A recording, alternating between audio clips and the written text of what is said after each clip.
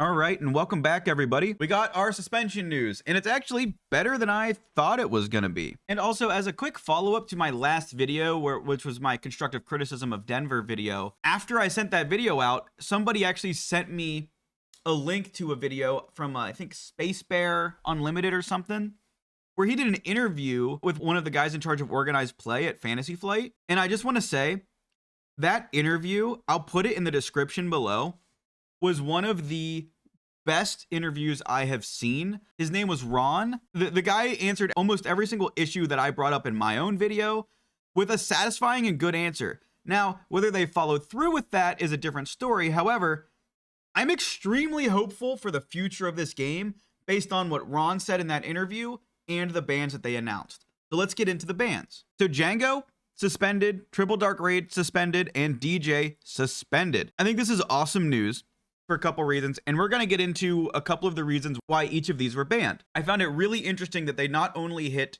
the problem, which was the Jango deck, right? Jango, if they just remove Jango, obviously Jango can't be topping tournaments anymore because he's not legal.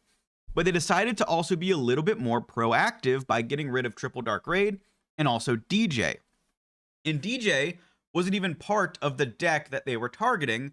It was a preventative measure to prevent Han from overrunning the meta. So I think, first of all, I want to applaud FFG for taking the initiative and actually suspending DJ preemptively. So they gave some reasons on why they suspended each of these cards in their stream. I want to quickly go over why this was a good idea to hit all three of these cards. First of all, they're not going to hard errata cards. They've already mentioned that. The only erratas that we have are essentially just rewording text boxes to make them more clear on what they do. They're never doing a functional errata is what they've stated. A lot of people I know wanted to say like, oh, well, just make just errata Jango so when he flips, he can't exhaust the whole board, which isn't something that they can do. And exhausting so prevalently without any cost at all, it doesn't even cost an action for Jango to exhaust something, is just so strong. It's so powerful. And honestly, one of the things that even if Jango wasn't overpowered, if you're one of the people arguing, well, yeah, there's counters, there's this, there's that, which I'm one of. I do think there were a lot of counters to Jango,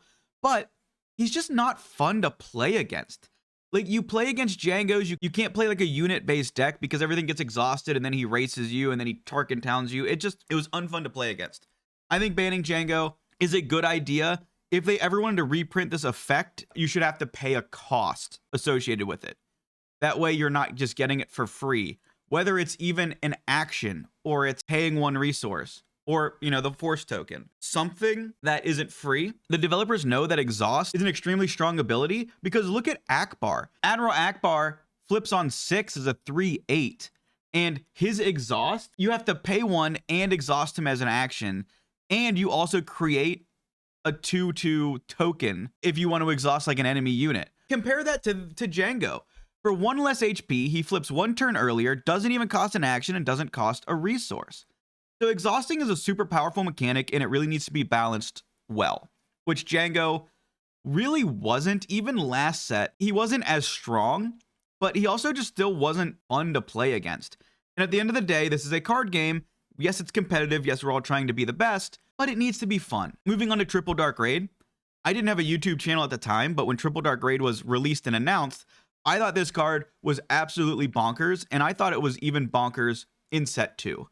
Now, it wasn't that great because there wasn't a lot of big hits. I think we only had 130-ish vehicles as of set 3. But when set 4 released, releasing 100 more vehicles, Triple Dark Raid now doesn't really miss that often. I've seen it miss a few times. I've actually completely bricked it once in a really heavy, like 26 unit space deck.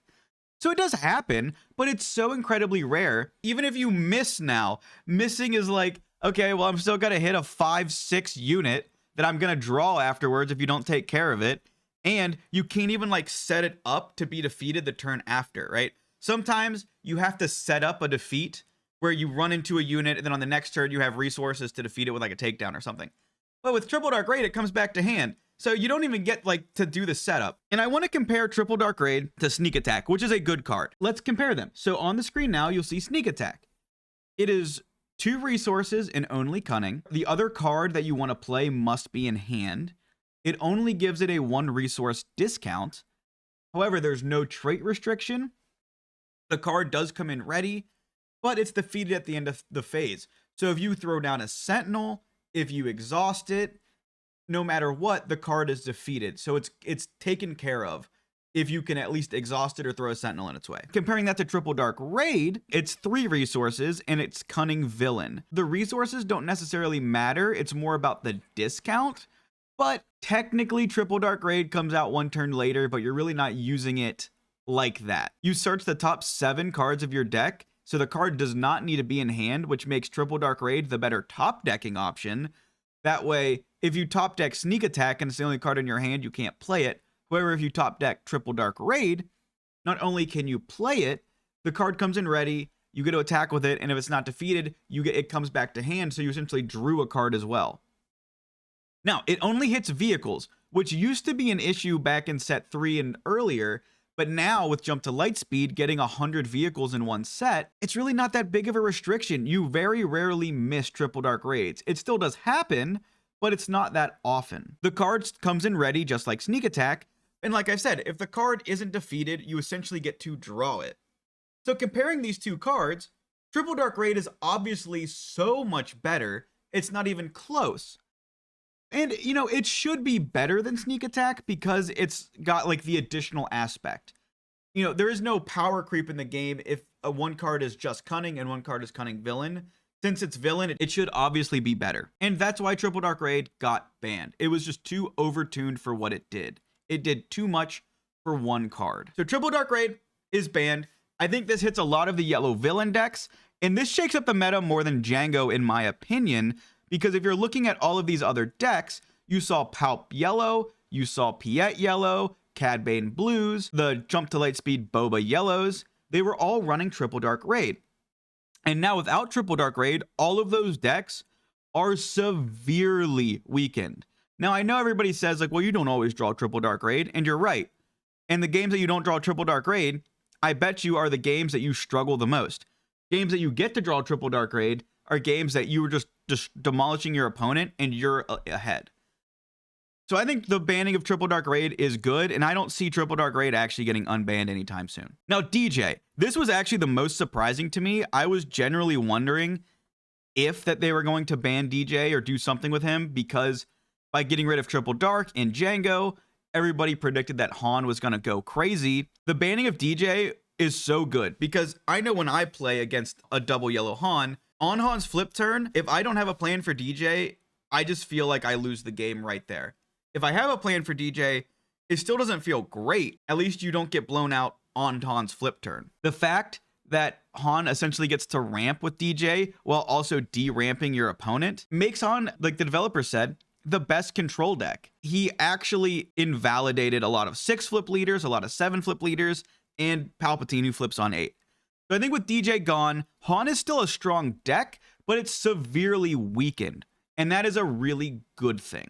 With those suspensions, where does that leave us going forward? Which I think is extremely important. Let's look at the leaders that were like the most represented from set 4 already.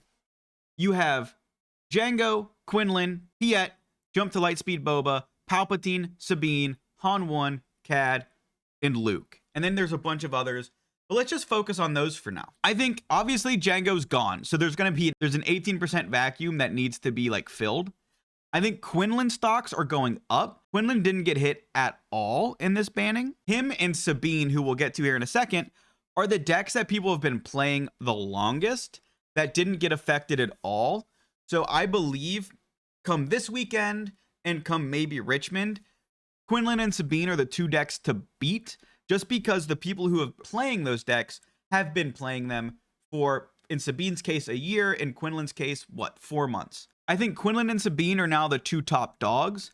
I think Piet gets a little bit better because of the DJ ban. I think Boba 4 gets worse because without Triple Dark Raid, his deck is significantly weaker. I think Palpatine is almost a wash because DJ getting banned is good. Jango getting banned is like not good because as I've, the biggest proponent that Palpatine destroyed Jango. However, if Quinlan's the top dog, Palpatine destroys Quinlan. So now you have a 50-50 against Quinlan or Sabine's, and it's whatever Palpatine gets lucky to only pair against Quinlan's and not Sabine's. I do have a plan for this. So I'm going to make a follow-up video to my Palpatine list to discuss how I'm going to change it going forward. I do think I have some tricks that might get us to at least a 50-50 match into Sabine, which is about all we can hope for. I think Han 1 gets slightly worse.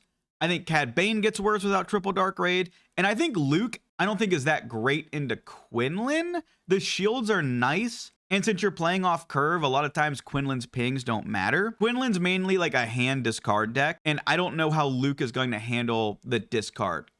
But Luke is going to be really good into Sabine. So it's like the opposite of Palpatine, where you want to pair into Sabines and not Quinlan's. And I think going forward, I think the meta is super wide open, which is really exciting. So I'm going to get back to deck building. If you guys want to be a part of my deck building process, join my newly made Discord. We have about, 5 members in there right now, so it's pretty small. But jump on in. I'll be talking to people. I'll be making my deck building threads. All the decks I'm working on, I'll be posting. If you guys have decks you want to build, you can start your own topics in my deck building channel. We can start making a community around deck building and testing. This was just a quick one. I wanted to talk about the quick bans, what leaders got better, what leaders got worse. And I do believe the 2 targets you want to target for Richmond are going to be Quinlan and Sabine. So with that, quick little video for you. Have a wonderful day and see ya.